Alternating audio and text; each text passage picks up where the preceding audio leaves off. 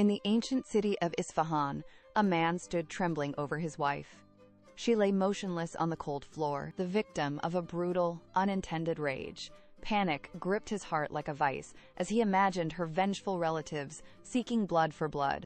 Desperate and gasping for air, he fled into the shadows of the street, searching for any way to escape the shadow of the gallows.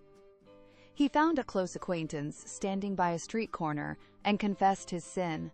The acquaintance did not recoil. Instead, he leaned in with a sinister whisper.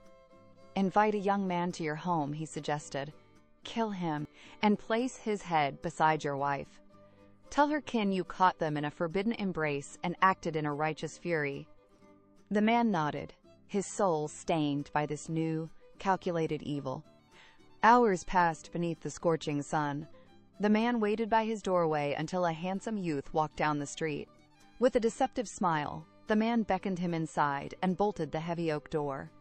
The act was finished in silence. Later, when the wife's relatives arrived, they saw the bodies and the man's crocodile tears. They believed his lie, leaving him alone with his hollow victory. Meanwhile, the acquaintance paced in his own home. His teenage son had not returned for dinner, and a cold chill began to settle in his bones. As the sun dipped below the horizon, he walked to the man's house, his heart pounding against his ribs like a trapped bird.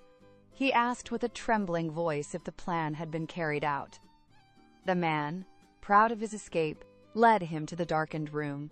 The acquaintance stepped forward, reaching out a shaking hand to pull back the cloth covering the victim. The world went silent. He stopped breathing. The severed head on the floor belonged to his own beloved son.